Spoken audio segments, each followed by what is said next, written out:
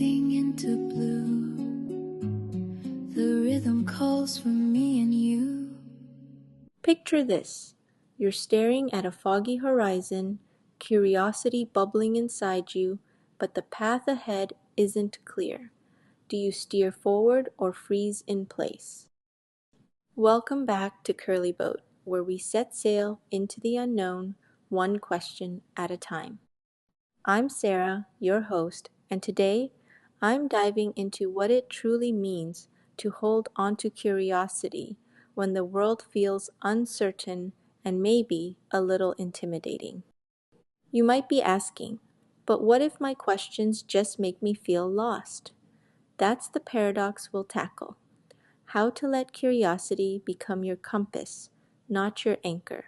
We'll untangle ideas, like overwhelm a mental storm, if you will, and focus, which acts like a lighthouse cutting through the fog. I'll share stories. By the end, you'll have a toolkit for embracing uncertainty without letting it sweep you under. So, let's raise the anchor and chart this course together. Let me tell you a story. A few years ago, I was at a meditation retreat. We were sitting in silence, listening to a Zen teaching. At some point, without really thinking, I picked up my sketchbook, and I just let my hand move. No plan, no idea what I was drawing, just lines, shapes, little patterns. I wasn't trying to make anything good. I wasn't even really thinking. I was just letting my hand follow something quiet inside me. And slowly, something started to appear. The lines connected, the shapes repeated, a pattern began to form. Later, I learned there's actually a name for this Zen doodling. But in that moment, I didn't know that. I was just being curious. And somehow, that curiosity turned into something beautiful. Something I couldn't have planned, even if I tried. It's funny how uncertainty can feel like a storm, but sometimes it's the adventure that brings the most growth. Think about the term comfort zone. It's like a calm harbor, nice, but nothing ever grows there. It's only when you set sail into uncertainty that you discover new lands. Now, maybe you're thinking, but isn't it safer to stay put? Sure, but the magic happens when you step beyond, when you let curiosity lead you into the unknown. So next time the unknown looms, pause and get curious. What might you find if you just keep exploring? Ever feel like your questions are piling up, making you dizzy instead of inspired? I've been there. Sometimes it feels like every why or how is just another wave threatening to tip my boat. Here's a little trick. Treat your biggest question like a compass, not a checklist. You don't need every answer right now, just a direction. Imagine the idea of information overload. It's like too many maps spread out in a tiny rowboat. What if you picked just one map and followed it for a while, trusting the process? Now you might be thinking, but what if I picked the wrong question?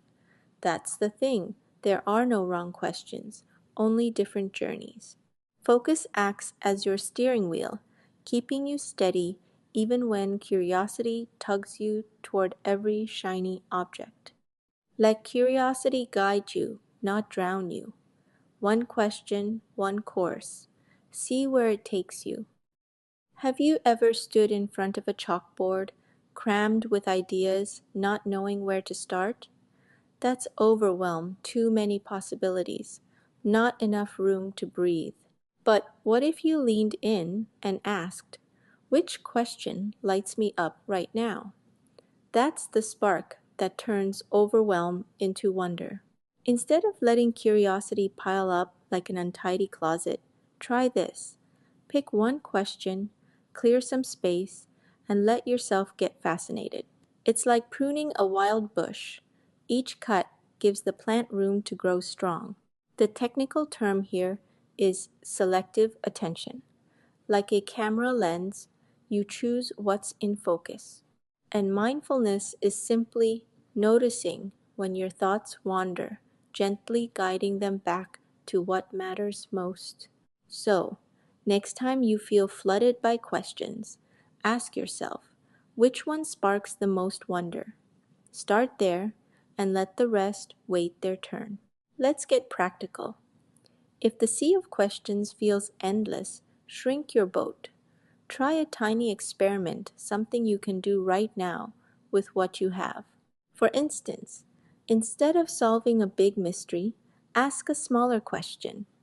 If you're curious about photography, try snapping 3 pictures in your backyard. The outcome? You learn by doing, not just wondering. This is the idea behind iteration, taking small steps, learning as you go. And feedback is just the world telling you, in small ways, what works or doesn't, like ripples on water. Exactly like me, trying to make a podcast and learning as I go. You might wonder, but what if I fail? That's the beauty. Tiny experiments cost little, but teach a lot. Curiosity doesn't need grand gestures. It grows, one brave question at a time. So, what's one tiny experiment you could try this week? Give it a go, you never know where it'll lead. Let's bring it home. First, curiosity isn't just for the confident, it's for anyone willing to explore, even when the map is missing. Second, questions are tools, not burdens. Let them guide, not swamp, your journey. And third, small steps, tiny experiments are how we turn uncertainty into discovery. If you remember nothing else, let it be this. Uncertainty isn't the enemy, but the ocean where genuine curiosity thrives. Here's your action step. Pick one question that excites you and take a small step toward answering it. Maybe write it down or share it with someone. Let that question lead you, just a little, this week. Next episode, we'll dive into how curiosity connects us to others, how shared questions can spark unexpected friendships and collaborations. So, don't miss it. If today's episode lit a spark, share Curly Boat with a fellow explorer. Until next time, keep your boat close and your heart curious. Row it gently, row it slow, let the inner river grow. Merrily we sail along in the middle of the song. The bass begins to swell and pull us in. Let the cosmic journey now begin. The current drags us from the land, sifting hours like the sand. Row, row, row your boat gently down